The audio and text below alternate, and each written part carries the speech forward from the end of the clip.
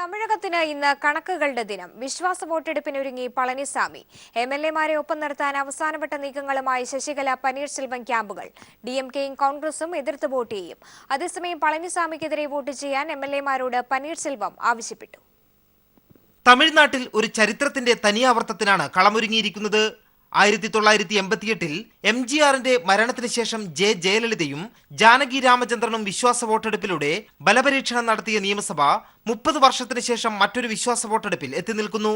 ഒരു ഭാഗത്ത് ശശികലയും മറുഭാഗത്ത് പനീർസെൽവവും. പേപ്പറുകളിലെ കണക്കിന്റെ കളിയിൽ ശശികല ക്യാമ്പിന്റെ മുഖ്യമന്ത്രി പളനിസ്വാമിക്കാണ് മുൻതൂക്കമെങ്കിലും MLA-മാരുടെ മനസ്സറിയണമെങ്കിൽ വിശ്വാസ വോട്ടെടുപ്പ് കഴിയും വരെയും കാത്തിരിക്കണം. നിലവിൽ 234 അംഗ നിയമസഭയിൽ 123 MLA-മാരുടെ പിന്തുണയുണ്ടെന്നാണ് ശശികല വിഭാഗത്തിന്റെ അവകാശവാദം. പനീർസെൽവത്തിനുള്ള അംഗബലം 12, DMKയ്ക്ക് 89, കോൺഗ്രസിന് 8, മുസ്ലിം ലീഗിന് 1 MLA-യുമുണ്ട്. സഭയിൽ ഭൂരിപക്ഷം തെളിയിക്കാൻ പളനിസ്വാമിക്ക് വേണ്ടത് 118 MLA-മാരുടെ പിന്തുണ. സ്വന്തം ക്യാമ്പിലുള്ള 6 അംഗങ്ങൾ മറുകണ്ഠം ചാടിയാൽ പളനിസ്വാമി വിയർക്കും. അതൊഴിവാക്കാനാണ് AIDMK MLA-മാർക്ക് വിപ്പ് നൽകിയിരിക്കുന്നത്. പരസ്യ വോട്ടെടുപ്പ് നടക്കുന്നതിനാൽ വിപ്പ് ലംഘിക്കുന്നവർ കൂറുമാറ്റ നിരോധന നിയമപ്രകാരം അയോഗ്യരാകും. ഇടക്കാല തിരഞ്ഞെടുപ്പ് ആഗ്രഹിക്കുന്ന DMKയും പനീർസെൽവവും സർക്കാരിനെ വിശ്വാസ വോട്ടെടുപ്പിൽ പരാജയപ്പെടുത്താൻ മെനഞ്ഞ തന്ത്രങ്ങൾ വിജയം കാണുമോ എന്നാണ് ഇനി അറിയേണ്ടത്. News bureau, Delhi. ഉത്തർപ്രദേശിൽ 3ാംഘട്ട തെരഞ്ഞെടുപ്പ് നാളെ. പരസ്യപ്രചാരണം അവസാനിച്ചു. 69 മണ്ഡലങ്ങളിലായി 826 സ്ഥാനാർത്ഥികളാണ് ജനവിധി തേടുന്നത്. കഴിഞ്ഞ നിയമസഭാ തെരഞ്ഞെടുപ്പിൽ 54 സീറ്റുകളിൽ മുന്നിൽ നിന്ന സമാജ്വാദി പാർട്ടിക്ക് 3ാം ഘട്ടം അഭിമാന പോരാട്ടം കൂടിയാണ്. 12 ജില്ലകളിലെ 69 മണ്ഡലങ്ങളിലേക്ക് നടക്കുന്ന തെരഞ്ഞെടുപ്പിൽ അഖിലേഷ് യാദവിന്റെ ജന്മസ്ഥലമായ ഇറ്റാവ, കന്വാജ്, മെയിൻപുരി ഉൾപ്പെടെയുള്ള 3 ജില്ലകൾ യാദവ് കുടുംബത്തിന്റെ കോട്ടയാണ്. കഴിഞ്ഞ ലോക്സഭാ തെരഞ്ഞെടുപ്പിൽ വലിയ വോട്ട് ചോർച്ച BJPയിലേക്കുണ്ടായത് സമാജ്വാദിക്ക് തിരിച്ചടിയാണ്. കഴിഞ്ഞ തവണ 2 സീറ്റുകൾ മാത്രമാണ് കോൺഗ്രസിന് നേടാനായത്. അതിനാൽ തന്നെ ഇത്തവണത്തെ കോൺഗ്രസ് സമാജ്വാദി സഖ്യം ഈ മണ്ഡലങ്ങളിൽ വിലപ്പോവില്ലെന്നാണ് BJPയുടെ അവകാശവാദം. കാർഷിക മേഖലയെ ഹർദോയി ജില്ലയിലെ 8 നിയമസഭാ മണ്ഡലങ്ങളിലും നേരിട്ട് പ്രചരണത്തിനെത്തിയ നരേന്ദ്രമോദി അഖിലേഷ് യാദവിനെതിരെ അതിരൂക്ഷ വിമർശനവും ഉന്നയിച്ചു. നോട്ട് നിരോധനം പല നേതാക്കളുടെയും ഉറക്കം കെടുത്തിയെന്നായിരുന്നു നരേന്ദ്രമോദിയുടെ പ്രഖ്യാപനം. ദിവസക്കൂലിക്കാരും വ്യാപാരികളും തുകൽ തൊഴിലാളികളും നിറഞ്ഞ 3ാം ഘട്ട മണ്ഡലങ്ങളിലെ പോളിംഗ് അതിനാൽ തന്നെ ഈ പ്രഖ്യാപനത്തിന്റെ വിധിയെഴുത്തുകൂടിയാണ്. സമാജ്വാദി പാർട്ടി 57 സീറ്റുകളിലും കോൺഗ്രസ് 12 സീറ്റുകളിലും മത്സരിക്കുന്നു. UPയിലെ പ്രചരണ ചിത്രത്തിൽ ആദ്യമായി കഴിഞ്ഞ ദിവസം പ്രിയങ്ക ഗാന്ധി നേരിട്ട് പ്രചരണത്തിനെത്തി. അഖിലേഷുമായുള്ള അഭിപ്രായ വ്യത്യാസങ്ങൾക്കിടയിലും ശിവ്പാൽ യാദവ്, അപർണ യാദവ് എന്നിവരുടെ പ്രചരണത്തിനായി മുലായം സിംഗ് രംഗത്തെത്തിയതും ജനശ്രദ്ധ ആകർഷിച്ചു. നാളെ ജനവിധിക്കായി 69 മണ്ഡലങ്ങളിലും കളമൊരുങ്ങവേ പടിഞ്ഞാറൻ UPയിലേതിന് സമാനമായി വിശ്വാസവും ബീഫും ഹിന്ദുത്വവും തന്നെയായിരുന്നു 3ാം ഘട്ട തെരഞ്ഞെടുപ്പിലെയും പ്രചാരണ വിഷയങ്ങൾ. അധികാരത്തിലെത്തിയാൽ അറവുശാലകൾ അടച്ചുപൂട്ടുമെന്ന BJPയുടെ പ്രകടന പത്രികാ വാഗ്ദാനവും സംവരണ വിരുദ്ധ പരാമർശവും ഉയർത്തിക്കാട്ടിയായിരുന്നു BSPയുടെയും കോൺഗ്രസ് സമാജ്വാദി സഖ്യത്തിന്റെയും പ്രചാരണം. എന്നാൽ ലോക്സഭാ തെരഞ്ഞെടുപ്പിലെ ആവർത്തനം ഇത്തവണയും ഉണ്ടാകുമെന്ന് BJP കരുതുന്നു. മനുശങ്കർ, ദില്ലി. നോട്ട് അസാധുവാക്കലിന്റെ പ്രത്യാഘാതം നേരിടാൻ കേന്ദ്രം ദുരിതാശ്വാസ നിധിക്ക് രൂപം നൽകണമെന്ന് കേരള ആസൂത്രണ ബോർഡിന്റെ നിർദ്ദേശം. നോട്ട് നിരോധനം കേരളത്തിന്റെ സമ്പദ് വ്യവസ്ഥയിൽ വലിയ പ്രത്യാഘാതങ്ങൾ ഉണ്ടാക്കിയതായും സംസ്ഥാനം നിയോഗിച്ച പഠനസമിതി കണ്ടെത്തി. അസംഘടിത മേഖലയെയാണ് നോട്ട് പിൻവലിക്കൽ സാരമായി ബാധിച്ചത്. 500, 1000 രൂപ നോട്ടുകൾ അസാധുവാക്കിയത് കേരളത്തിന്റെ സമ്പദ്ഘടനയിൽ വളരെ വലിയ പ്രത്യാഘാതമുണ്ടാക്കിയെന്ന് വ്യക്തമാക്കുന്നതാണ് സംസ്ഥാന ആസൂത്രണ ബോർഡ് നിയമിച്ച പഠനസമിതിയുടെ റിപ്പോർട്ട്. കേരളത്തിന്റെ ധനകാര്യ ഇടപാടുകളെ അവതാളത്തിലാക്കിയ നോട്ട് നിരോധനം അസംഘടിത സഹകരണ മേഖലകളെ രൂക്ഷമായ പ്രതിസന്ധിയിലാക്കി. അസംഘടിത സമ്പദ് വ്യവസ്ഥയുടെ തകർച്ചയ്ക്ക് പരിഹാരം കാണാനായി കേന്ദ്രം ദുരിതാശ്വാസ നിധിക്ക് രൂപം നൽകണമെന്നും വിദഗ്ധ സമിതി നിർദ്ദേശിക്കുന്നു. സമിതി chairman CP Chandrasekhar have a conference of chief ministers in which a demand should be made to establish a national demonetization impact relief fund, which would actually provide funding in order for the state governments to undertake programs which will be able to compensate in various ways, not necessarily directly in the form of cash subsidy, but in terms of particular programs. Digital ഇടപാടുകൾ പ്രോത്സാഹിപ്പിക്കുമെന്ന് പറഞ്ഞെങ്കിലും അതിനാവശ്യമായ ചിലവുകളെ കേന്ദ്രം അവഗണിച്ചെന്നും സമിതി വിലയിരുത്തി. അസംഘടിത മേഖലയിലെ ജനങ്ങൾ digital ഭാവിയെ സ്വീകരിക്കാൻ പര്യാപ്തരല്ലെന്നും ഡിജിറ്റലൈസേഷന്റെ ചിലവ് ജനങ്ങൾക്കുമേൽ അടിച്ചേൽപ്പിച്ചത് ശരിയായില്ലെന്നും റിപ്പോർട്ടിലുണ്ട്. സഹകരണ മേഖലയുടെ അടിത്തറ ശക്തമാക്കാനായി പ്രാദേശിക തലത്തിൽ നടപടികൾ സ്വീകരിക്കണം, സഹകരണ സംഘങ്ങൾ കോർ ബാങ്കിംഗ് വഴി വാണിജ്യ ബാങ്കുകളുമായി ബന്ധിപ്പിക്കണം തുടങ്ങിയ നിർദ്ദേശങ്ങളും 5 അംഗ സമിതി മുന്നോട്ട് വയ്ക്കുന്നു. News bureau, Thiruvananthapuram. കൊല്ലം ചവറയിൽ 1.5 വയസ്സുകാരനെ തെരുവുനായ ആക്രമിച്ചു. ശരീരത്ത് 10-ലധികം മുറിവ് പറ്റിയ കുട്ടിയെ കൊല്ലത്തെ ജില്ലാ ആശുപത്രിയിൽ പ്രവേശിപ്പിച്ചു. ഇന്നലെ വൈകിട്ടോടെയാണ് സംഭവം. ചവറ സ്വദേശി രഞ്ജിത്ത് പാർവതി ദമ്പതികളുടെ മകൻ 1 വയസ്സുകാരനായ അഭിമന്യുവിനെയാണ് ഒരു കൂട്ടം തെരുവുനായകൾ ആക്രമിച്ചത്. വീടിന് മുൻഭാഗത്ത് തറയിൽ കിടത്തിയിരിക്കുകയായിരുന്നു കുട്ടിയെ. കുട്ടിയുടെ കാലിന് കടിച്ച നായ വലിച്ചിഴച്ച് സമീപത്തെ വേലിക്കെട്ട് വരെ കൊണ്ടുപോയി. അയൽവാസിയാണ് സംഭവം ആദ്യം കണ്ടത്. ഇവർ ബഹളം വെച്ചതിനെ തുടർന്ന് കുട്ടിയുടെ രക്ഷിതാക്കൾ ഓടിയെത്തി രക്ഷപ്പെടുത്തുകയായിരുന്നു. മോൻ ഉറങ്ങിക്കിടന്നത് ഞാൻ ജലനിധിയുടെ വെള്ളം വന്ന് തുറക്കാൻ പോയപ്പോഴത്തെ കുഞ്ഞിനെ അങ്ങ് വലിച്ചെടുത്തോണ്ട് പോയത്. വരുന്നുണ്ടപ്പോൾ കുഞ്ഞിനെ ഇവിടെ അങ്ങ് പട്ടി കാഞ്ചാറിനും കൂടെ കടിക്കുന്നു. ഉറങ്ങിക്കിടന്നു കുഞ്ഞിനെ. അപ്പോൾ ഒരു 10-12 പട്ടി വന്ന് ഈ കുഞ്ഞിനെ വലിച്ചഴിച്ചുകൊണ്ട് പോയെന്നാണ് അവർ പറയുന്നത്.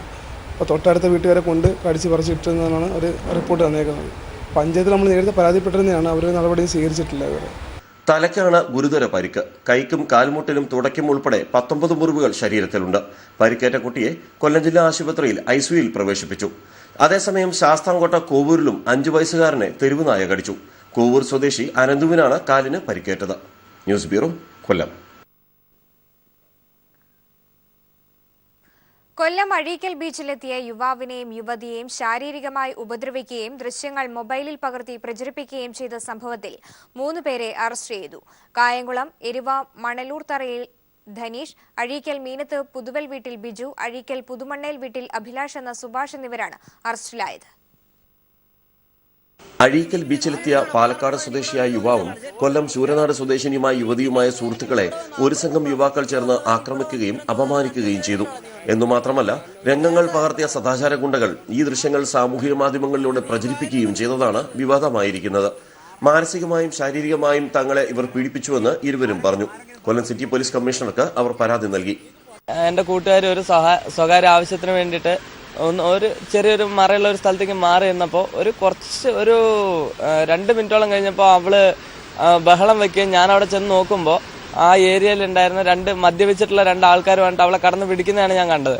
അപ്പം ഞാൻ ആ 2 പേരുള്ളതുകൊണ്ട് ഞാൻ മാക്സിമം അവരിന്ന് അവളെ പ്രൊട്ടക്ട് ചെയ്ത് നിർത്തി. ഞാൻ കംപ്ലൈന്റ് ചെയ്യാൻ പോവാണെന്ന് പറഞ്ഞിട്ട് ഫോണൊക്കെ എടുത്തപ്പോഴത്തേനും വേറെ 3 പേരും കൂടി വന്നു. അപ്പോഴത്തേനും ഇവര് സീൻ മാറ്റി, അതായത് ഞങ്ങൾ തമ്മിൽ എന്തോ അവിഹിതം നടന്നു എന്നുള്ള രീതിയിലാക്കി.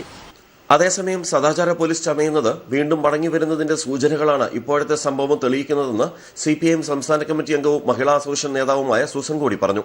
മൊബൈലിൽ പകർത്തിയിട്ട് ലോകം മുഴുവൻ അങ്ങ് പ്രചരിപ്പിക്കുകയാണ്. അപ്പോൾ ലോകം മുഴുവൻ പ്രചരിപ്പിക്കുന്നതിന്റെ ഭാഗമായിട്ട് ഇതിന്റെ അപകടം എന്താണെന്ന് ഈ പെൺകുട്ടിയുടെ വീട്ടുകാർക്ക് അറിയില്ല. ഏറ്റവും ഒരു ദരിദ്രമായ അവസ്ഥയെ കഴിയുന്ന കുടുംബമാണ്. അത്തെ ഒരു കാലഘട്ടത്തിൽ ഇത്രയും നല്ല വിദ്യാഭ്യാസവും നല്ല സംസ്കാരവും ഒക്കെ ഉണ്ടെന്ന് അഭിമാനിക്കുന്ന നമ്മുടെ സമൂഹത്തിൽ പോലും ഒരു ചെറുപ്പക്കാരനും പെൺകുട്ടി ഇരുന്ന് സംസാരിക്കുക, അവരൊരുമിച്ച് യാത്ര ചെയ്യുക, ഇതൊക്കെ പറയുന്ന തടയാൻ ഇവരെ ആരാണ്ട് അവകാശപ്പെടുത്തിയിരിക്കുന്ന ചുമതലപ്പെടുത്തിയിരിക്കുന്ന രീതിയിലാണ് ഈ ക്രിമിനലുകൾ വരുന്നത്. സദാചാര ഗുണ്ടകളുടെ ആക്രമണത്തിനിരയായ ഇരുവരും ഒരേ സ്ഥാപനത്തിലെ ജീവനക്കാരാണ്. അഴീക്കലിൽ ഡിവൈഎഫ്ഐയുടെ നേതൃത്വത്തിൽ സദാചാര ഗുണ്ടായിസത്തിനെതിരെ പ്രതിഷേധ യോഗം ചേർന്നു. സംസ്ഥാന കമ്മിറ്റി അംഗം BA ബ്രിജിത്ത് ഉദ്ഘാടനം ചെയ്തു. മുമ്പും അഴീക്കൽ ബീച്ചിലെത്തുന്ന സ്ത്രീകളെ ആക്രമിച്ച സംഭവം ഉണ്ടായിട്ടുണ്ട്. രാജ്കുമാർ, ന്യൂസ് ബ്യൂറോ, കൊല്ലം. വാർത്തയിലേക്ക്. പട്ടാമ്പി CPIയിൽ പൊട്ടിത്തെറി. മുഹമ്മദ് മുഹ്സിൻ MLAയുടെ PAക്കെതിരെ ആരോപണവുമായി ഒരു വിഭാഗം. കഴിഞ്ഞ ദിവസം ഇരു വിഭാഗവും തമ്മിൽ കയ്യാങ്കളി ഉണ്ടായതിന്റെ പശ്ചാത്തലത്തിൽ സംസ്ഥാന നേതൃത്വം ഇടപെട്ട് പട്ടാമ്പി മണ്ഡലം കമ്മിറ്റി യോഗം വിളിച്ചു. വഴിവിട്ട താൽപര്യങ്ങൾക്ക് വഴങ്ങാത്തതിന്റെ പ്രതികാരമാണ് ആരോപണമെന്ന് മുഹമ്മദ് മുഹ്സിൻ MLA പ്രതികരിച്ചു. പട്ടാമ്പിയിലെ മുഹമ്മദ് മുഹസിന്റെ സ്ഥാനാർത്ഥിത്വവുമായി ബന്ധപ്പെട്ട് തുടങ്ങിയ പ്രശ്നമാണ് കയ്യാങ്കളിയിലും ആരോപണ പ്രത്യാരോപണങ്ങളിലും എത്തി നിൽക്കുന്നത്. വ്യാഴാഴ്ച ചേർന്ന CPI Pattambi town branch committee യോഗത്തിനിടെ ബോധപൂർവം പ്രശ്നമുണ്ടാക്കാൻ ഒരു വിഭാഗം എത്തുകയായിരുന്നെന്ന് MLA മുഹമ്മദ് മുഹസിൻ പറഞ്ഞു. താൻ ഒരു മാഫിയയ്ക്കും വഴങ്ങാത്തതാണ് ഇവരുടെ പ്രശ്നം. ആരോപണം തെളിയിക്കാൻ വെല്ലുവിളിക്കുന്നു. 8 മാസക്കാലം യാതൊരു തരത്തിലൊരു ഭൂമാഫിയ ആണെങ്കിലും മണൽ മാഫിയ ആണെങ്കിലും യാതൊരു മാഫിയകളുമായിട്ട് യാതൊരു കൂട്ടുകെട്ടുമില്ല എന്നല്ല വളരെ ശക്തമായ നിലപാടെടുത്തിട്ടാണ് മുന്നോട്ട് പോകുന്നത്.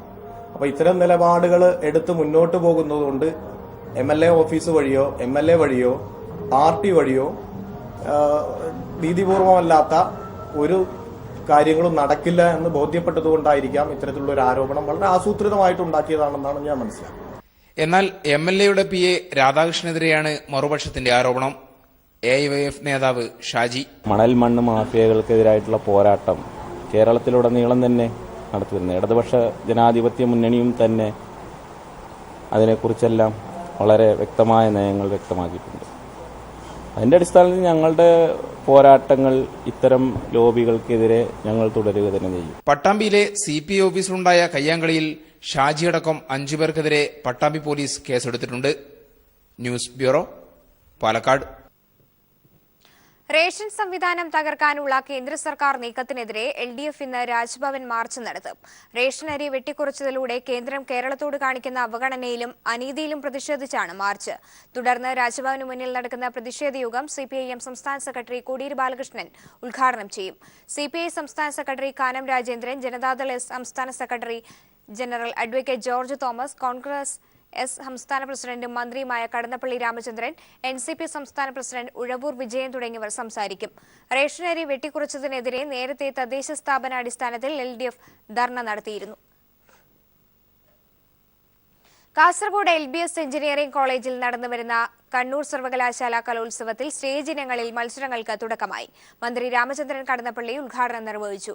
കലോത്സവം നാളെ വൈകിട്ട് സമാപിക്കും.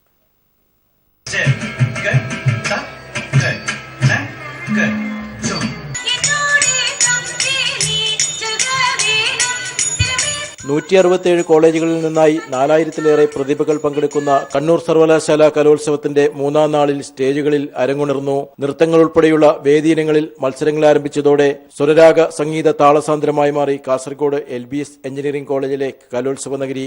മന്ത്രി രാമചന്ദ്രൻ കടന്നപ്പള്ളി കലോത്സവത്തിന്റെ ഉദ്ഘാടനം നിർവഹിച്ചു. നിങ്ങൾ പഠനകാര്യങ്ങളിൽ ശ്രദ്ധ പതിപ്പിക്കണം, നല്ല മാർക്ക് വാങ്ങണം, ബിരുദധാരികളാകണം, റാങ്ക് വാങ്ങിക്കണം, എല്ലാം വേണം. അതോടൊപ്പം നിങ്ങളുടെ മനസ്സിലും ഹൃദയത്തിലും നിറഞ്ഞു നിൽക്കുന്ന കലാസുഭകതയുടെ ആവിഷ്കാര സൗഭാഗ്യം കൂടി ഉണ്ടായിരിക്കണമെന്നാണ്. മന്ത്രി കടന്നപ്പള്ളിയുടെ സിനിമാ ഗാനവും പ്രശസ്ത മിമിക്രി കലാകാരൻ അയ്യപ്പ ബൈജുവിന്റെ കലാപ്രകടനവും സ്വാഗത നൃത്തശില്പവും ഉദ്ഘാടന ചടങ്ങിലെ മുഖ്യാകർഷണമായി. 1000 പാദസരങ്ങളിലും ആലുവാപ്പുഴ പിന്നെയുമൊഴുകി എനിക്കും ഒരു ബാറുണ്ടെങ്കിൽ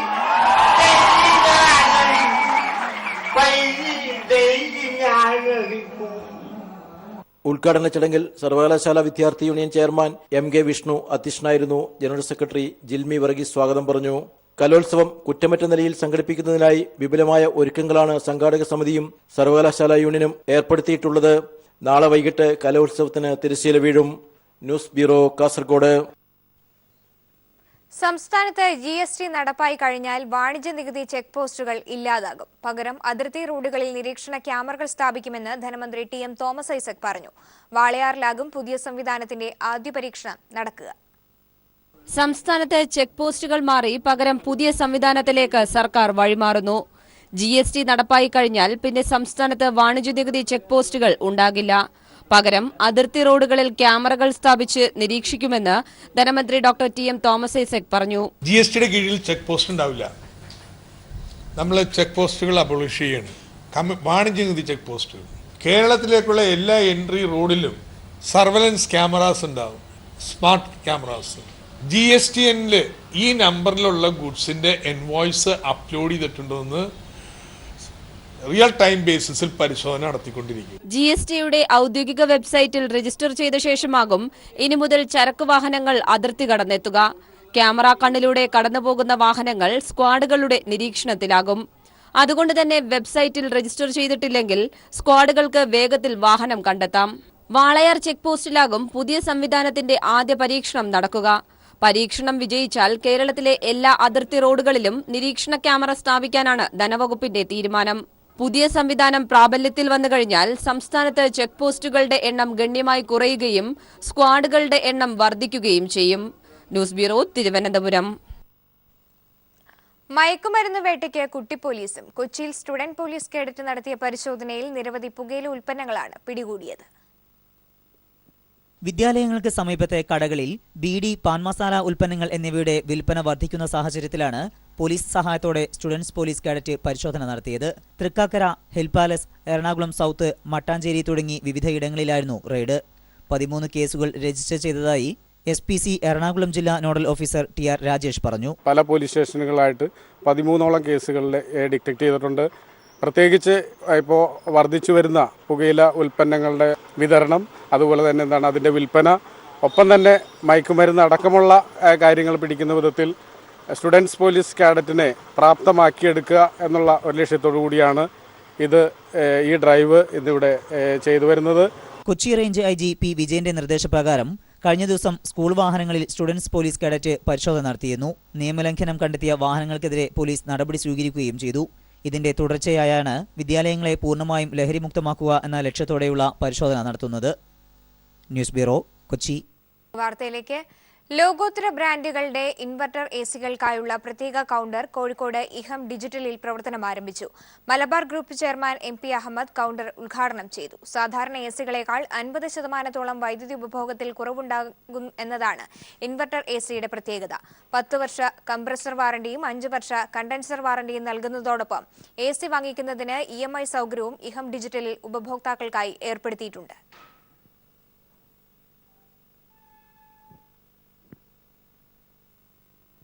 മർത്തോമാ സഭ വലിയ മെത്രാപ്പൊലീത്ത ഫിലിപ്പോസ് മാർ ക്രിസോസ്റ്റം തിരുമേനിയുടെ 100ാം പിറന്നാൾ ആഘോഷം നാളെ മരാമൺ കൺവെൻഷൻ നഗറിൽ നടക്കും. ഏപ്രിൽ 17-നാണ് 100 വയസ്സ് തികയുന്നതെങ്കിലും കൺവെൻഷനിൽ വിശ്വാസികളോടൊപ്പം ആഘോഷിക്കാനാണ് മർത്തോമാ സഭ നാളെ പിറന്നാൾ ആഘോഷിക്കുന്നത്. 2017 ഏപ്രിൽ 17-ന് 100ന്റെ നിറവിലെത്തുന്ന ഫിലിപ്പോസ് മാർ ക്രിസോസ്റ്റം തിരുമേനിയുടെ പിറന്നാളാഘോഷം വിശ്വാസികളോടൊപ്പം നടത്താൻ മാർത്തോമ സഭ തീരുമാനിച്ചതിനെ തുടർന്നാണ് കൺവെൻഷൻ നഗറിൽ വലിയ ആഘോഷമാക്കുന്നത്. രാവിലെ 10-നാണ് മരാമൺ കൺവെൻഷൻ നഗറിൽ ആഘോഷ പരിപാടികൾ നടക്കുന്നത്. വിശിഷ്ട വ്യക്തികളടക്കം 10,000-ങ്ങളായിരിക്കും പരിപാടിയിൽ പങ്കെടുക്കാനെത്തുക. ക്രിസോസ്റ്റം തിരുമേനി എന്നാൽ വിശ്വാസികൾക്കും മറ്റുള്ളവർക്കും നർമ്മത്തിന്റെ തമ്പുരാനാണ്. എന്നും കുട്ടികളോട് കൂട്ടുകൂടുന്ന വലിയ ഇടയന്റെ പിറന്നാളാഘോഷത്തിൽ കുട്ടികളും പങ്കെടുക്കും. കുറിക്കുകൊള്ളുന്ന നർമ്മമാണ് ഫിലിപ്പോസ് മാർ ക്രിസോസ്റ്റം തിരുമേനിയെ ആരാധകരുടെ കൂട്ടുകാരനാക്കുന്നത്. ഇത് 100 വർഷം സഭയിൽ നിന്നും ജനങ്ങളിൽ നിന്നും പൊതുജനങ്ങളിൽ നിന്നും പത്രപ്രവർത്തകരിൽ നിന്നുമൊക്കെ എനിക്ക് വലിയ സഹായവും സന്തോഷവും ലഭിച്ചിട്ടുണ്ട്. എനിക്ക് ദോഷമായിട്ട് ആരും വീട്ടിൽ ചെന്നല്ലാതെ പരസ്യമായി പറഞ്ഞിട്ടില്ല. അവരുടെ വീട്ടിൽ ചെന്ന് പറഞ്ഞതിലേ. പത്തനംതിട്ട ജില്ലയിലെ ഇരവുപേരൂർ കലമണ്ണിൽ KE ഉമ്മൻ കശീശയുടെയും ശോശാമയുടെയും മകനായി 1917 ഏപ്രിൽ 17-ന് ജനിച്ച മാർ ക്രിസോസ്റ്റം തിരുമേനിയുടെ ആദ്യനാമം ഫിലിപ്പ് ഉമ്മൻ എന്നായിരുന്നു. Bangalore union theological college, Canterbury saint Augustine college എന്നിവിടങ്ങളിൽ നിന്നും ദൈവശാസ്ത്ര വിദ്യാഭ്യാസം നടത്തിയ അദ്ദേഹത്തിന് 1944-ൽ കശീശ സ്ഥാനങ്ങൾ ലഭിച്ചു. 1999 ഒക്ടോബർ 23-ന് സഭയുടെ 20ാമത് മാർത്തോമ മെത്രാപ്പൊലീത്തയായി സ്ഥാനമേറ്റ അദ്ദേഹം 2007-ൽ ശാരീരിക ബുദ്ധിമുട്ടുകൾ മൂലം സ്ഥാനത്യാഗം ചെയ്തു. ഇന്ത്യയിൽ ഏറ്റവും കൂടുതൽ കാലം വലിയ മെത്രാപ്പൊലീത്ത സ്ഥാനത്തിരിക്കുന്ന വ്യക്തിയാണ് മാർ ക്രിസോസ്റ്റം. മരാമണിൽ നിന്നും ബിജേഷ് നടുവിൽ.